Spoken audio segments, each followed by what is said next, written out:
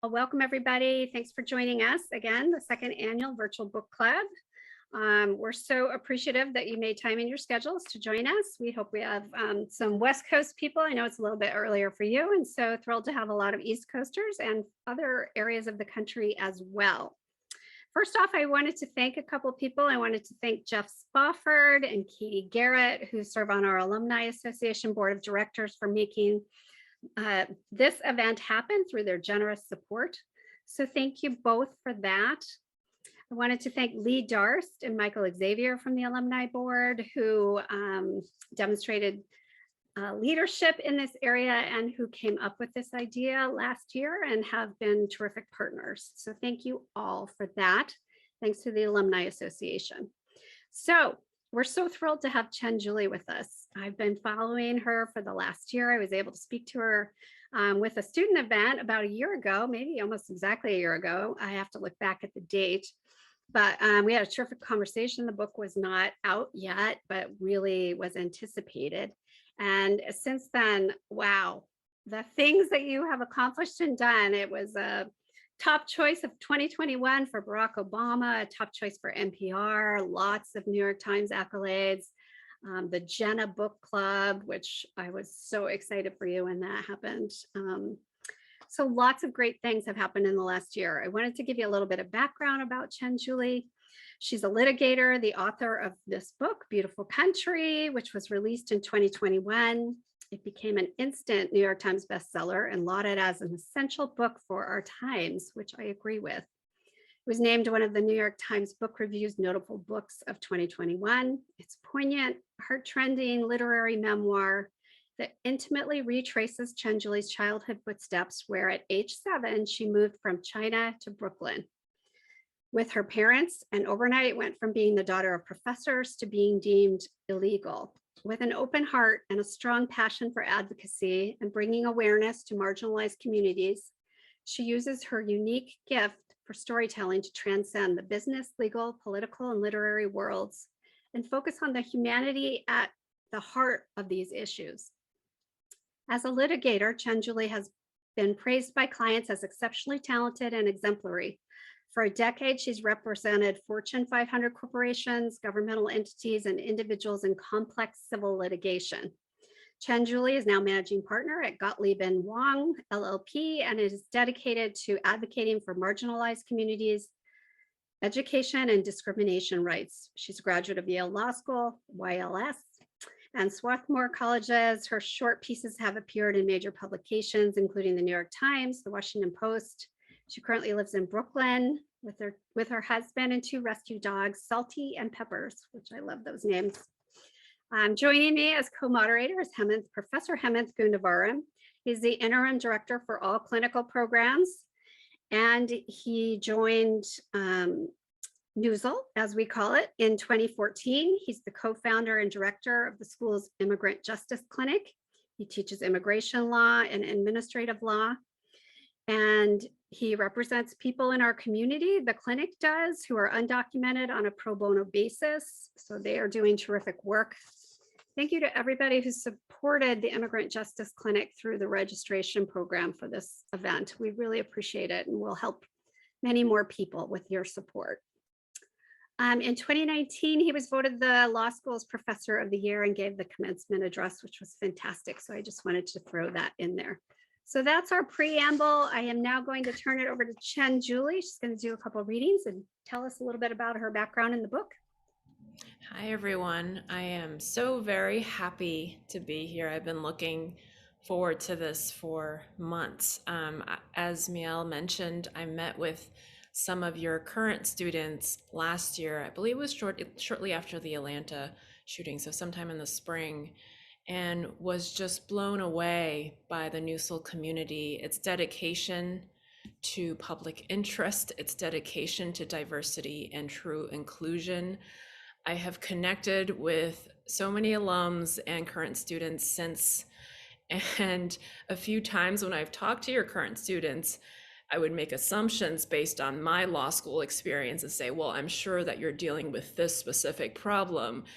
And I would go on, and they would say, actually, I have no idea what you're talking about. NUSL doesn't do that. So all that is to say that I am very envious of your students that you got to attend this wonderful, wonderful law school. I think that I suspect that I would have found my public interest calling sooner and made my way back into the public interest world had I been part of your wonderful community. So I hope that you will accept me as maybe an adoptive member of the community. I'm so grateful to Miel for organizing and to Hemanth for all that he does, both for his students and of course for the immigrant community. I'm going to read a portion from my book. I understand with Zoom, you may not want me to drone on at you for too long, so I'm going to limit it to an 8-minute reading, and then the three of us will engage in a discussion. So I'm looking forward to that. I dropped my book, so. For those of you who might want to read along, I will be reading from chapter 7 Dumplings, page 79, starting the middle of the page. As bad as normal days were, half days were worse. Most often, I forgot they were happening and instead spent the morning luxuriating in the happy delusion that soon I would have lunch. The realization always came in a jolt. My shoes filled with lead as my classmates skipped to the lobby. I cheered and celebrated along with everyone else, if only to mask the rumbles from my stomach. It seemed like everyone else always had fun plans and big lunches for those abbreviated days, though I'm sure some were, like me, quietly dreading the early end of the school day. But for the most part, my classmates talked so much of their great plans that I was often relieved by the time I got to the door. From there, they were bounding down the street toward their embracing homes and piping hot meals, leaving me alone to walk toward the Confucius statue on the corner of Division and Bowery. Confucius was more noble on some days than others. Some days, Confucius had large clumps of pigeon poop on his shoulders, and sometimes he even had a pigeon standing proudly atop his head. The statue threw my life into relief. It was a shitty day even for Confucius. Who was I to complain? Breadcrumbs often lay scattered before the Confucius statue, a feast for the birds of Chinatown. The sight of the breadcrumbs browned with dirt was especially painful on half days when drool pooled in my mouth and my stomach gnawed on itself with particular ferocity. On half days, I try to walk past the statue with rare focus, determined to avoid the crumbs. On most of those afternoons, I was torn between the free rice that awaited me in that dank, dark sweatshop room and the hungry freedom that abounded outside. I usually lasted only an hour before succumbing to the pull of the cavernous food. I had a typical route that I took before reporting to the sweatshop. I turned onto Catherine Street and then East Broadway, making my way past the shops. I loved browsing in my favorite store, one that sold stationery, touching a Hello Kitty pen here and a Karopi sticker there, dreaming of the day when I might get to take one home. But my stomach was easier to ignore when my arms and legs were also complaining, so I continued down East Broadway, hoping to chance upon free samples or newly abandoned food. Chinatown bakeries rarely helped because they did not have the bowls of free bread that I had been lucky to find a few times in white stores. Instead, Chinatown bakeries just taunted my senses, causing me to drool more. The fish smells from the markets were a handy antidote to this, and I was grateful for the nauseating scents by the time I got to the Manhattan Bridge overpass. I was luckiest when I came upon a restaurant just as a busboy dumped pails of brown-gray water off the edge of the sidewalk. Staring at that muddy river helped stave off the angry hunger roiling my stomach. Sometimes, though, it backfired. Sometimes the sludge and water reminded me only of black sesame and chocolate milk. Sometimes even the fish smell, which the white tourists unfailingly wrinkled their large noses at, lulled me back to a warmer, safer place in Zhongguo, where it was once possible to eat too much and be too full. I typically pushed on until Pike Street, which found me standing in front of Hong Kong's supermarket. On lucky days, there were free samples, and I savored each chew of those morsels. But on occasion, the samples only made the hunger angrier, and it was all I could do to run to the open mouth of the sweatshop rice cooker, succumbing to the cold sweat oozing out of my pores. On one specific half day, there had been no samples at Hong Kong supermarket, and I had pushed onward along East Broadway. I soon came upon Seward Park by the F station. There, a mirage greeted me. A truck of people handing containers to a line of old and not so old Chinese people. My nose knew the container's contents long before my eyes did. The scent of fried rice was so vivid that I had to pinch myself with shaky fingers. I joined the queue without thought. Only while waiting, while the tremors in my arms and legs came on full display, did I start thinking. As the processional moved from the 20-some people before me to 15, then 10, I began squinting my eyes toward the window of the truck, attempting to make out who was handing out the food. They were uniformed, I saw. Were they asking for IDs? I didn't think so, but I couldn't tell for sure. Should I risk it? What would I give them if they did ask? I needed certainty, so I squinted some more. I squinted until my eyes became slits and I became a caricature of my race. I squinted with all of the remaining force of my being, but I still couldn't be sure enough. I would never be sure enough. Still, I stayed in line, my body fighting my brain in a living deadlock. Then there were 7 people in front of me and I still couldn't be sure that I wouldn't be caught. Always walk the other way when you see the police, Qian. Baba's voice guided me wherever I went. If anyone asks you for documents, say you don't know. Say that your Baba has them. Say that you were born here, that you've always lived in America. This was not China, and I could no longer get by on the color of my skin and my gap-toothed smile. I was no longer normal. I was never to forget that. 6 people. My entire body joined my hands in their shaking, but it had nothing to do with hunger. 5. I can't get caught, I thought. I can't get caught was all I could think. Illegal, deported, I don't know. Baba has them. I was born here. I've always lived in America. I can't get caught. 4 people. How would Mama and Baba find me if I got caught? No, I couldn't get caught. 3 people. I was so close that I could see the uniformed people's white hats, their shirts and skin in matching color. They were smiling big, wide open smiles. They were holding only containers. I looked into one of the women's eyes and she looked back with a smile that hugged me from head to toe. I could trust her. It wasn't a trap. No, I couldn't. Yes, it was. At this point, I was dizzy from arguing with myself, spent from fighting every urge. I don't know at what point the stalemate broke. I didn't even register it, but it happened. My body gave in, and as it has all my life, my mind triumphed. Before my legs could protest, I broke into a full-on sprint, speeding down the street toward the safety of the sweatshop. It was pleasant for a while. I stopped being hungry. I no longer smelled food. I couldn't hear my stomach rumble. My mind and body knew nothing but to run.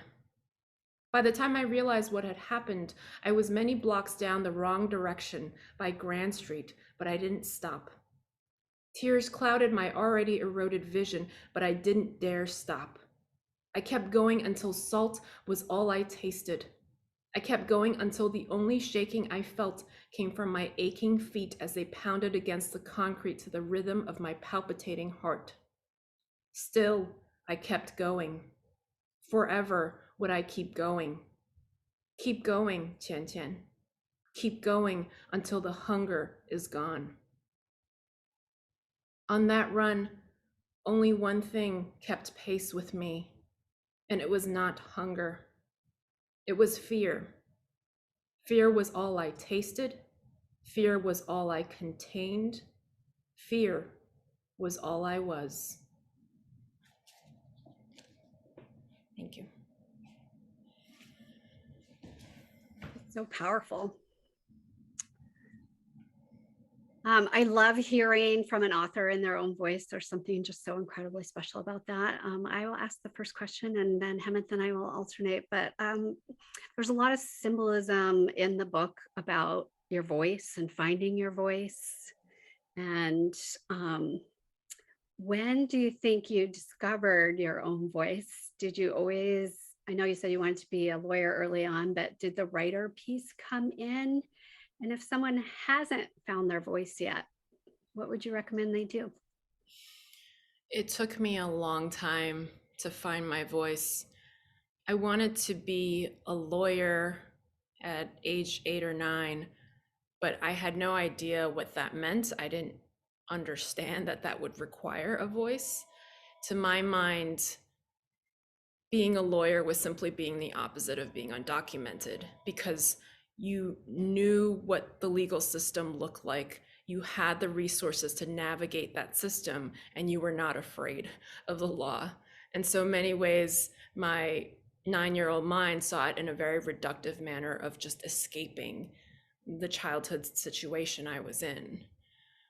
Finding my voice for me really came in the courtroom when I was repeatedly the only woman, the only immigrant, the only person of color past that fancy wooden bar, and felt this immense pressure to represent, not just represent my client and the case at hand, but to represent all women, all people of color, all immigrants, and explain to the often white judge before me what the realities of certain situations were. And as I argued cases and presented my clients' arguments, especially with regard to pro bono cases and immigration cases, I would hear myself sitting across from my client and saying, no, you deserve this. This is your day in court. You are entitled. You have a place here. Your voice must be heard. Your story must be heard. And you can't say that convincingly many times before you start to hear it yourself. And one day I went to court and I stood up and I said, may it please the court, Julie Wang. I erased my Chinese first name. I mispronounced my Chinese last name, which is pronounced Wang, for the plaintiff. And when I got back to my office, I thought, what service does it do for any client, much less a woman of color client, much less an immigrant, for me to stand up there and not even be able to own my name, much less everything I had lived through in all of my stories. So that was kind of the beginning of the excavation of everything that is in this book, everything that I had kept hidden throughout law school and for years after. But still to this day, I think there is still this initial reaction of, I can't speak up. What do I have to say? The world doesn't want to hear me. But digging out that little girl in this book always reminds me that if not for myself, then it is for her that I need to speak up about my own story, speak up about my clients' stories, speak about the stories that for some reason our society refuses to hear. Clearly people want to hear your voice now, definitely. Hemanth? You mentioned in that passage some of the words that people use about someone who's undocumented, illegal, and then the threat of deportation. And I've heard you speak before, and you make the distinction between an undocumented immigrant and an undocumented American. And I know some people who are anti-immigrant would argue that the term undocumented American is an oxymoron, that you aren't an American until you have documentation, which in the form of citizenship, to be able to show it. But I think, in your book, you talk about the fact that you felt American long before you gained your citizenship in 2016. I gained my citizenship at age 18, and same thing for me. I felt an American long before that. When did you feel like you were American? And can you talk a little bit about that, the experience of feeling American, but being told that you are not American? Absolutely. It came on gradually. I mean, I recount in the book how in the beginning of the years in America, my mother would ask me, should we stay here? Should we go back? And my answer, the first 2 years, I want to say, were almost always, yes, absolutely, we should go back. America smells like pee, because I was in the subways a lot, and that was a smell that was very foreign to me, but also everywhere to my mind in New York City. And I just don't understand why I gave up all my dresses and dumplings and my family to move here. But there's a passage in my book about Fifth Avenue and walking on Fifth Avenue during the holiday season and seeing all of the lights and seeing people come together before the lights, people of all classes, of all race, of all religion, and kind of swaying to the music. And I think that was one of the first anchor moments or memories where I thought, oh, I see why in Chinese this country is called beautiful country. I'm starting to see a little bit of that. And then as I started to find my home in the library and really begin to read a lot of American experiences, not just in New York City, but all across the country, and learn more about the country, over time, I felt myself starting to grow roots and thinking in English. And once that flip switched, where I was understanding this country as a whole, as not just the singular New York City, but envisioning all that was out there that I could not yet see, DC, California, Nevada, everything, I started to realize how grand and expansive and diverse this country was. There were so many different experiences within one country, and I hadn't been exposed to any nation like that. And I think it was from there, those stories, those American stories and literature, that I felt I grew to love what America still to this day represents, and maybe sometimes often fails to live up to, but in all of its dimensionality and colors and vibrancy. And so I think it was very gradual, how they say about falling in love, it was gradual and then all at once. Probably by the time I was in like 3rd or 4th grade, I truly felt myself to be an American kid. But as many immigrants know, that's not enough for certain people, and we have to earn our citizenship through a series of legal tangled webs that very few of us, even lawyers, are able to navigate. And that, in some ways, I think for me, because of my personality and maybe my dissident blood, made me dig my heels in more. The more the country rejected me, the more I kept saying, no, I am American. I am absolutely American. Let me show you. And that may have been, somewhat misguided, but I remember thinking about walking into the naturalization ceremony. I had already been a lawyer for 4 years. I was very privileged at the time. And I remember telling myself, nothing's going to change. I didn't even invite my parents. I just went and tried to pretend it was the most casual thing in the world and not this thing that I had longed for since I was, 9 or 10. And when President Obama greeted me as a fellow American, I just started ugly sobbing.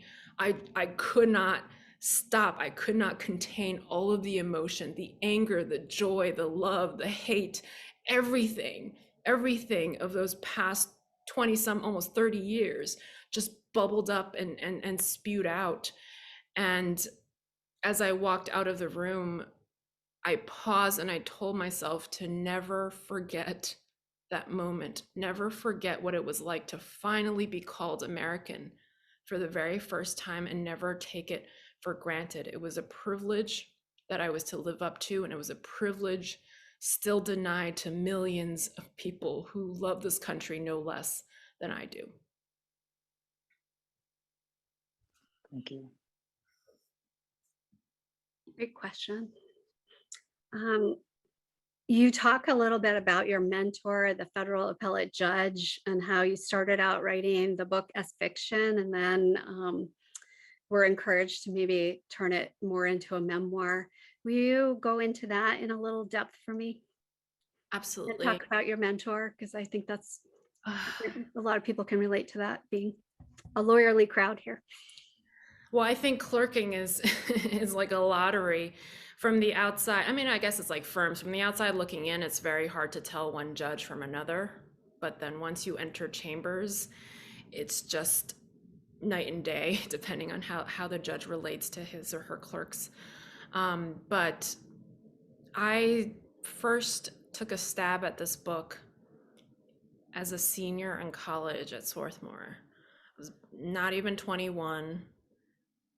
And I just thought, I want to write this. But at that time, I hadn't processed any of the things I had gone through. My parents and I never even talked about it.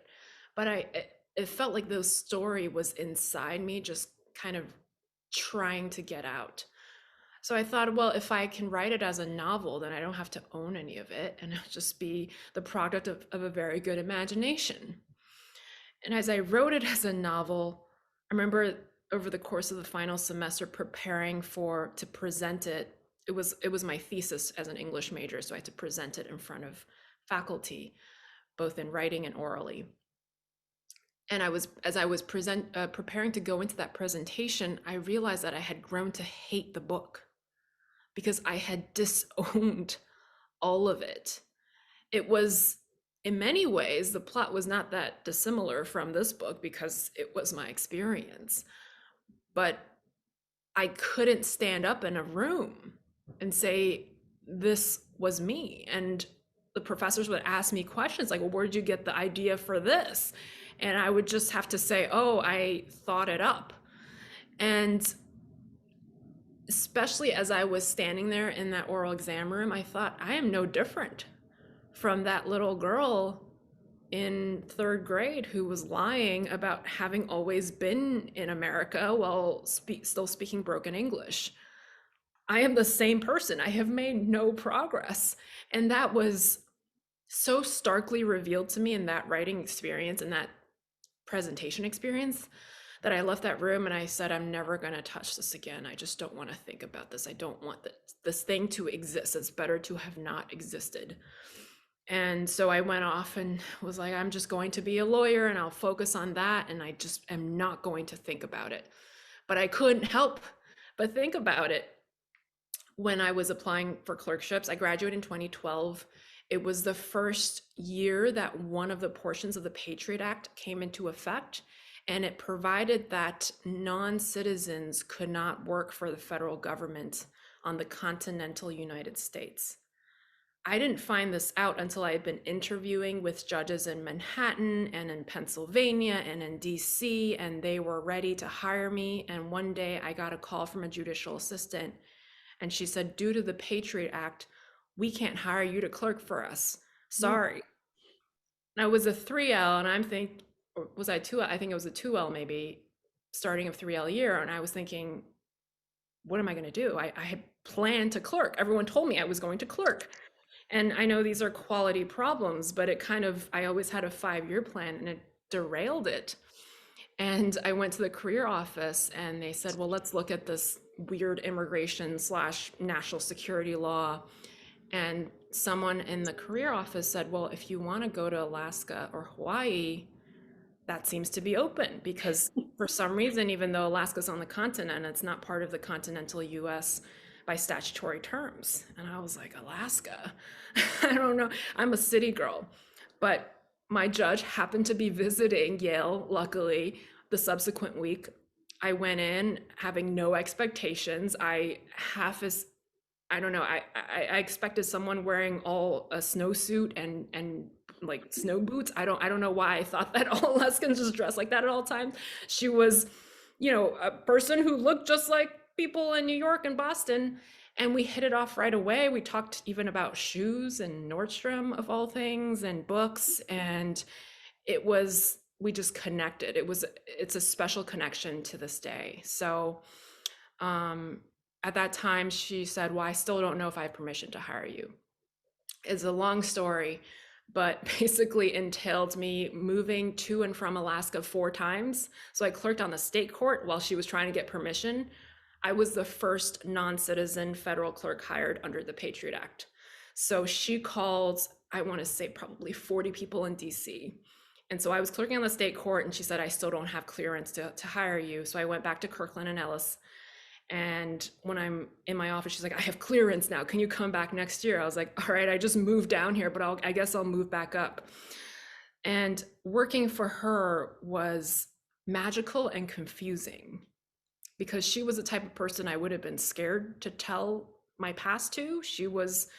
We had immigration appeals. We were in the Ninth Circuit. So probably 30%, 40% of our docket were immigration appeals. So I would be sitting in my office reviewing cases, removal orders, because that sounds better than deportation, apparently. It makes, the effect is the same, but we were supposed to call it removal. And it would be removal orders of people who were brought into the country at age 3, at age 4, at age 9, people like me who had committed no violent crimes. One guy was subject to deportation because he had dared to ask a police officer for ID and identification when he claimed he was a police officer trying to enter his home. Some of these facts were just ridiculous. And partway through my clerkship year, I realized, I sat there catatonic and I realized I just couldn't do it. Who was I to sit there in judgment of all of these people who were just like me, purporting to advise a federal appellate judge when I couldn't own up to my story? So I walked in as if my body had taken on its mind of its own. I remember like seeing myself walk in and thinking, what are you doing? Sat down in front of my judge and just told her everything. And that conversation, for those of you who read the book, made all the difference. I mean, it could have gone 1,000,001 ways, but for her to hold my truth, to make space for it, and to assure me, and then to say something so very wise, to suggest that we all have these deep secrets that we guard and bury and hide and then spend so much of our adult lives running from, liberated me. And it didn't liberate me right away, but over time, that security really was part of what allowed me to find my voice. And I also said, I just don't think I can write a book. There's no way I can write. I don't know what it's like to write a book. And this was a key advice that she gave me. She said, don't act like you're writing a book.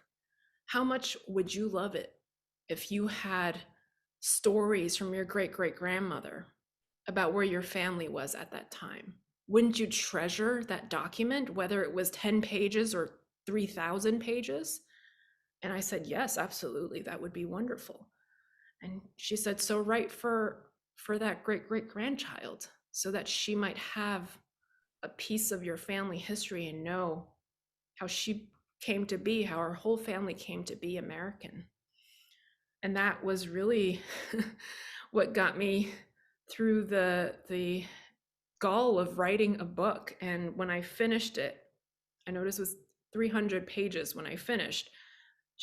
My judge was the first person I called to read it. And it was almost like, oh my God, what have I done? I've actually written a full-length book.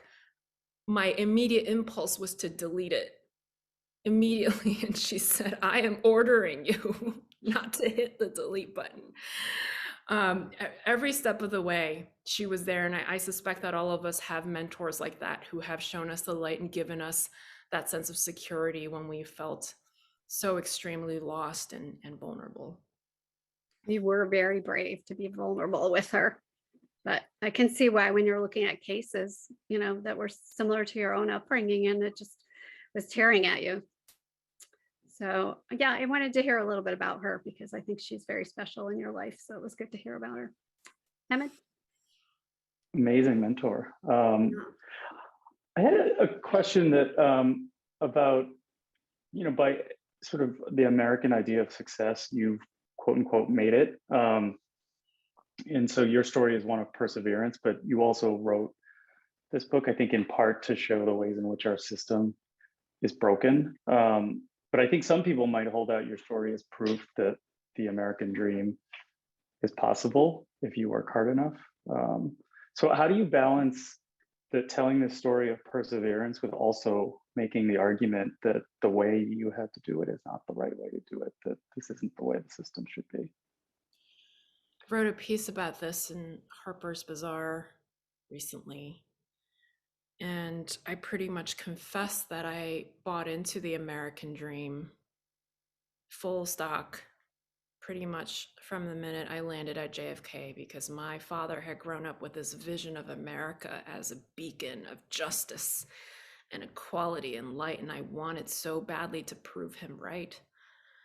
And as the years have passed, especially in my lawyering days, I see that the American dream it is the world's best marketing scheme. It is an illusion. We are told as immigrants, as women of color, however you want to frame it identity-wise, that we can earn our way out of these labels, that if we just work hard enough, these injustices and systemic ills will go away. And yeah, I might be walking from my nice apartment to my fancy office and all is dandy for me, but that doesn't mean that on that walk, I don't see an immigrant child with her mother picking through the trash and recyclables, just like I did so many years before, confronted with the reality that our system and our country has not really changed. And to be able to say that I have made it necessarily means that I have to deny that part of my experience and the humanity of that person and what that person is reflecting to me, that in my fancy walk, I am doing nothing to eradicate the barriers that were in my place and remain in place for so many millions. And that is to say nothing too of racism. Racism never goes away. I will never out earn my skin color. Barack Obama couldn't do it. Thurgood Marshall couldn't do it. None of us can do it. And I don't know why, but I fully thought that getting all these gold stars of fancy degrees and passing the bar and becoming a citizen would erase what is on my face and on my body every day when I go out into this country that is unfortunately built and founded on white supremacy. So to sell the American dream, to continue to sell it, necessarily suggests that people have to start at the bottom and climb their way up by bashing their heads against these walls.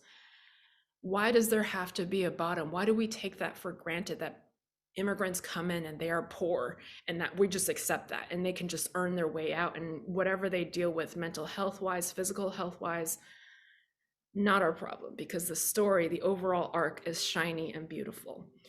And so that kind of is undergirding why I focused my book on the 5 years. I have so many people write into me saying, I want to hear how you made it to Yale. I want to hear how you finally got there. And I want to scream, there is no finally got there. There is no making it, because until our systems are righted in a certain sense that is impossible for a single person to do by doing well in school and taking the right tests, until the inequalities built into our society are gone, there's no making it. If you have morality, if you have a sense of connection to community, there is no separating me from that undocumented girl who was still picking through the trash in the winter, in the summer, and going to school hungry. I am her and she is me, and when I see her, I feel her pain. And that is how humans should be. We should be able to feel that sort of connection and that sense of community, of standing in solidarity against these system-wide evils that we face.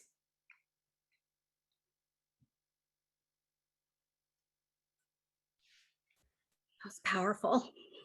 I wish I could record that and show that at the beginning of my semesters. Oh, it's being recorded, Hemanth. So That's true. I can share this. Little tip for you. Okay, I have a two-part question, and you may not have the answer to this. Are you a writer who practices law now, or are you a lawyer who's a writer now? And are you working on a next book?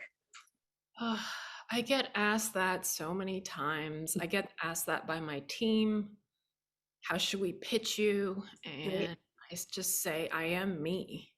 I can't write without lawyering, and I can't lawyer without writing. Both, I'm lucky to have two callings. Most people are lucky to find one, and I somehow have stumbled into two.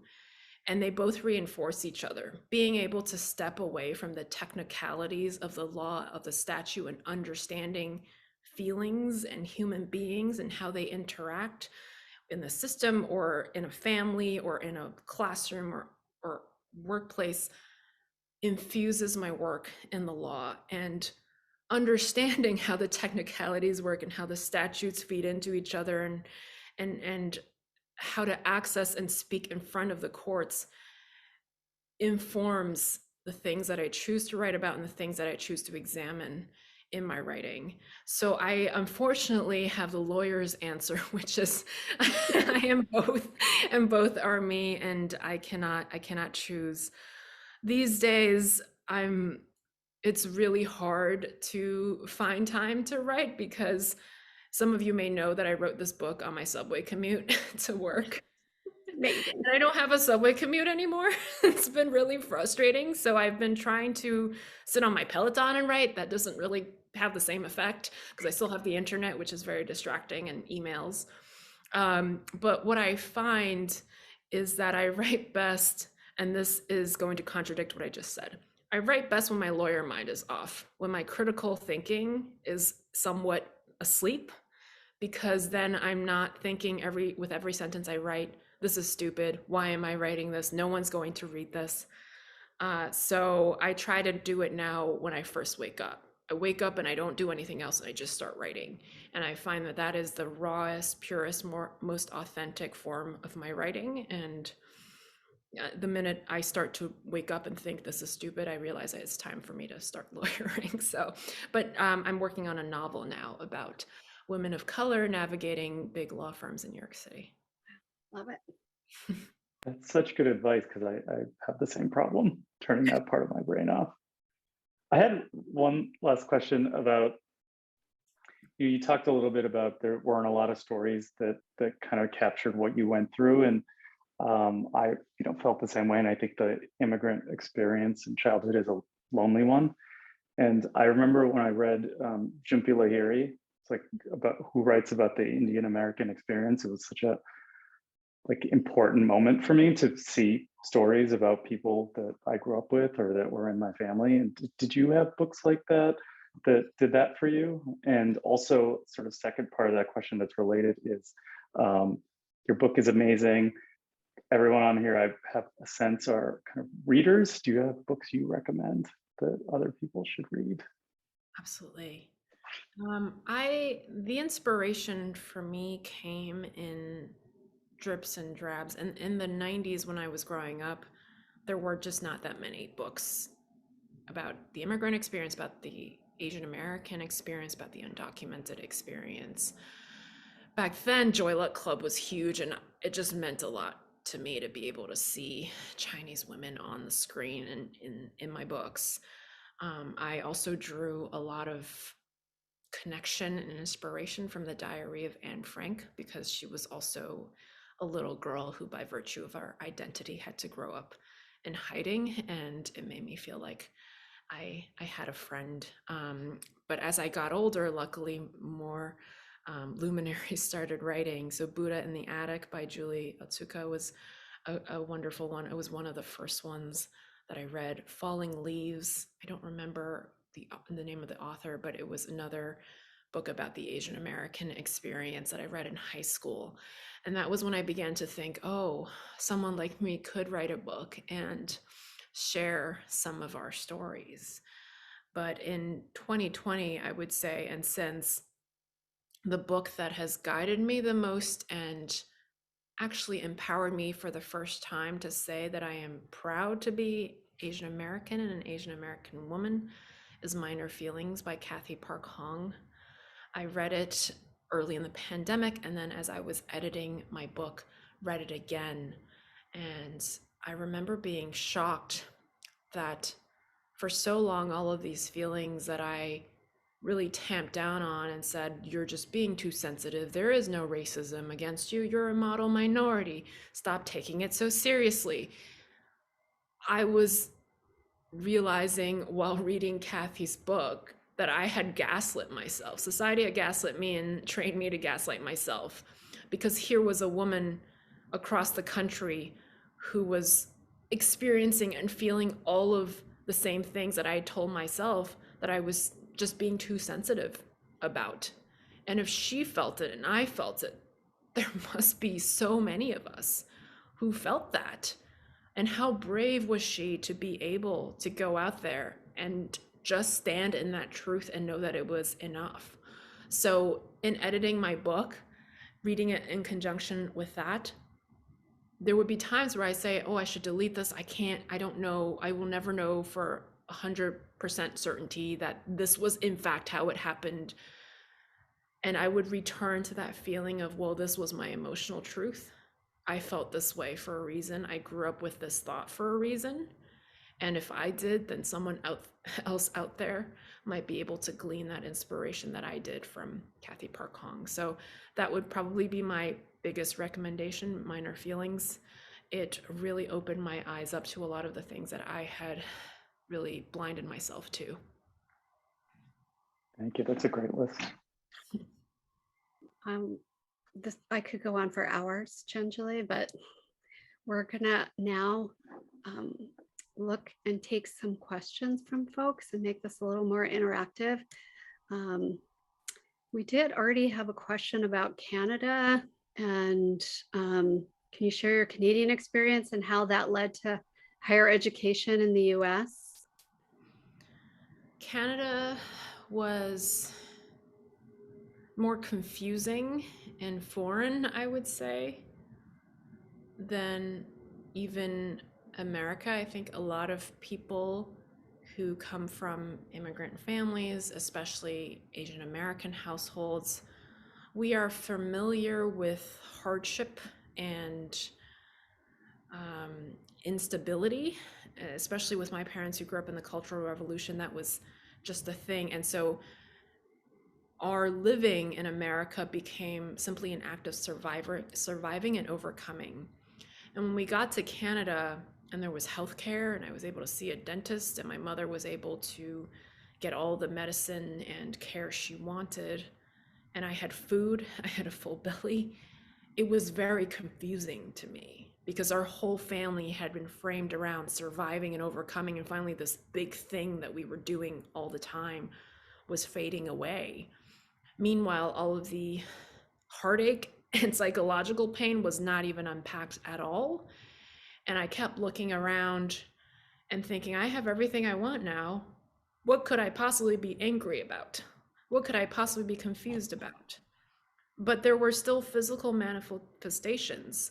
Whenever I had a full meal, I would immediately have stomach aches for hours because my stomach was used to being empty. My body literally did not know what to do with all that food. And the three of us did not know what to do with that kind of security. And so what was the thing that I could find to overcome? Well, America kicked me out. I'm going to prove them wrong. I'm going to earn my Americanness. I'm going to fight my way back. And so making it back to America, making it to Swarthmore and then Yale became almost my crutch to deal with the sudden peace of Canada, which is not to say that Canada didn't have racism and all of the problems that I had identified. It did, but it was in a different form, and it was a little bit more subdued, such that it felt like our life was all of a sudden vacant.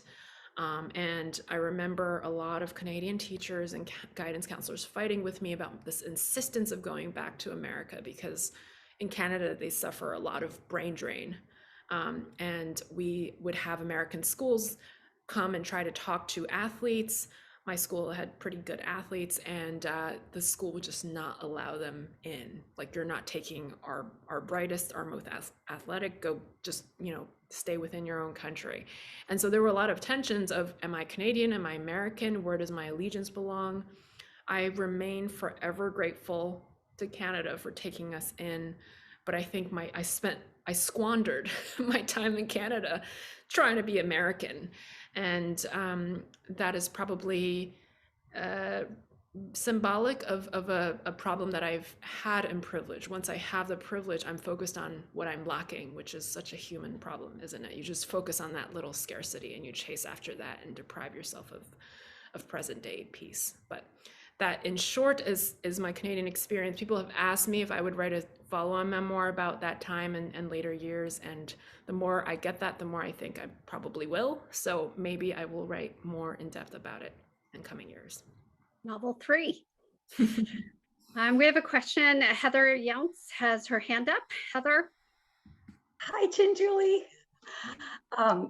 You're such an amazing person, and I'm lucky that I have spoken to you before, because as an immigration attorney and somebody who aspires to write someday, I'm just so amazed and honored by you and what you've done. I wanted to speak to something so powerful that you said about walking down the street from a fancy house to a fancy office and seeing that little immigrant girl picking through the trash. And I think you said something about, when you see her, you feel her pain.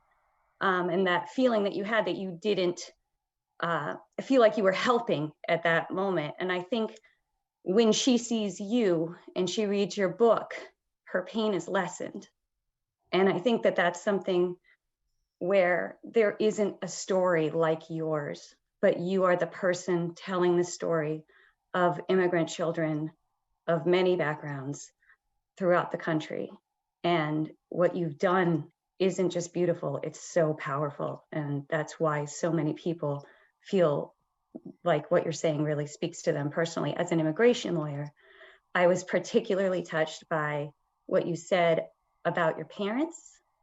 And I was wondering if you could speak for a few minutes about sort of the intergenerational aspect of immigration and how your personal experience was made sort of so bright by the fact that your parents brought you here and what you went through with them. Thank you so much. So good to see you, Heather. And I love your bookshelves too. Thank you for that reminder. It means a lot to me. There are still some days I wake up and I'm thinking, because I get my share of hate mail and threatening calls, and I think, why did I do this? And it's that vision of the little girl on the street or in the public library who anchors me. Yeah, my parents, immigrant parents make the ultimate sacrifice. When you immigrate later in life, I think you become this time capsule of when, my parents are a time capsule of 1994 China. They come here and just frozen in time. And when they go back, there's no community because they haven't stayed up to date with the homeland. And they come here and they're almost an oddity everywhere they go. The ability and foresight to see far enough out, especially of my father, seeing what was, I guess, in our nature, in our blood, this inability to stay quiet, this need to speak up and tell stories. I think he just knew that I needed a different environment. And it was clear to me very early on that I just did not fit in China and would sooner or later get in some pretty bad trouble. But chasing that faith down with no concrete evidence, really. I mean, back in the 90s in China, there was very little information about America. So it was really just this journey of what he had read from Mark Twain and Hemingway and believing that existed somewhere out there in America. And everything that he had endured was not what any of us had been prepared for. My mother had never left her home province. She had never been without her family. And to be here a world away from our entire support network meant that we had to do everything it took. And so I know that some people have read this book and judge my parents a lot for what they do. And I always come back to this question of, they were in their early 30s. What if I were to take a young child and move to a completely foreign place? What would I be able to do? And in what ways would I falter? And through that lens, and through the lens of what would have happened had I stayed in China, had we all stayed in China, they are nothing short of heroes. And so I remain eternally grateful for that courage, that bravery, that faith. Thank you. Probably have time for one or two more questions. Does anybody else have a question?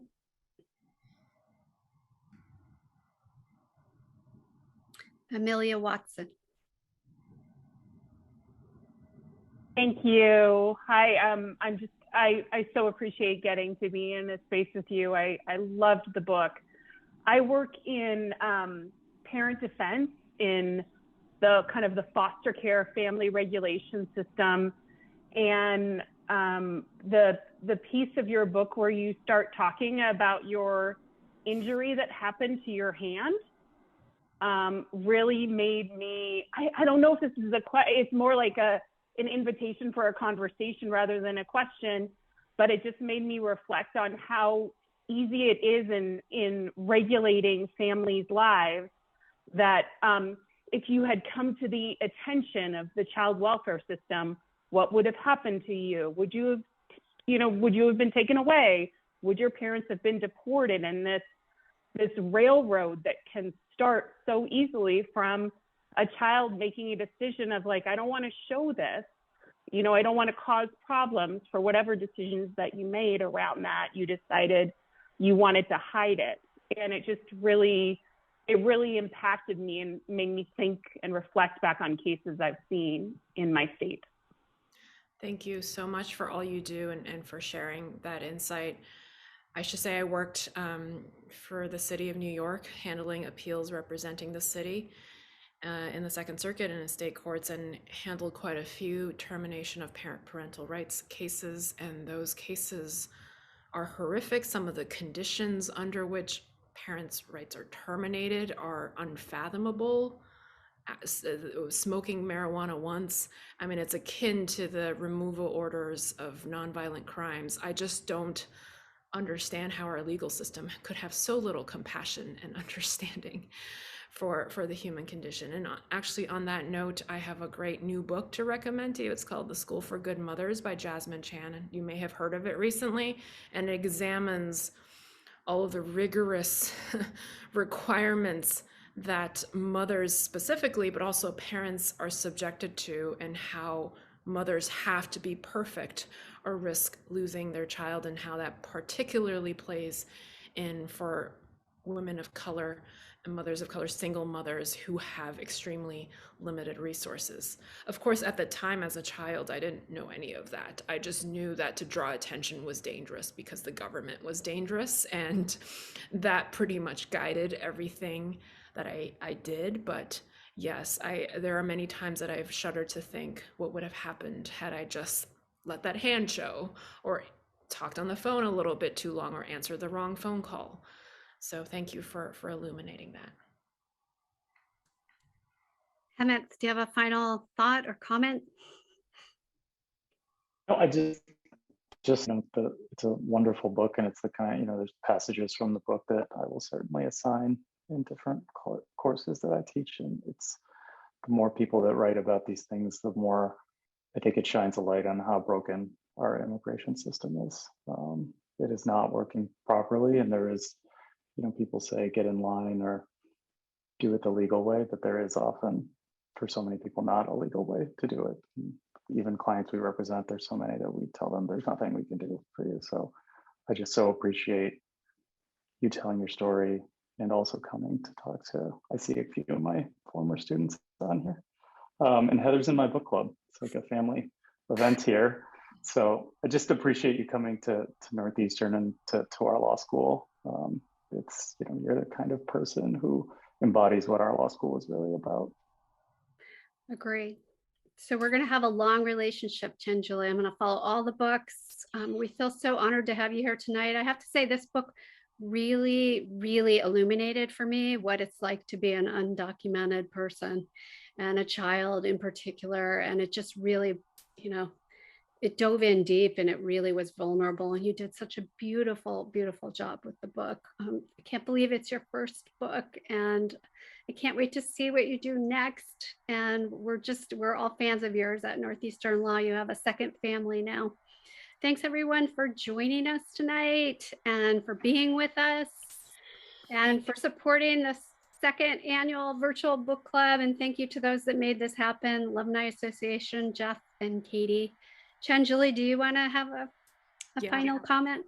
I just want to say I always leave any interaction with NUSL alums and students so very inspired. I'm just so happy to see so many public interest lawyers, especially in the crowd, and the depths with which you engage with your work. You are all changing the world. You are unsung heroes, each and every one of you. Thank you so much. And I do hope that our paths cross again soon, whether in terms of the legal world or elsewhere. But you inspire me, and I do hope that we can stay in touch. Thank you. NUSL will forever have a very special place in my heart. Thanks, Chen Julie. Thank you, Roya, for introducing us to Chen Julie. So everyone, I hope you have a great night, and thank you for joining us and being a part of this community. Chen Julie, keep doing great work. We're going to support you and follow you all the way. Thank you.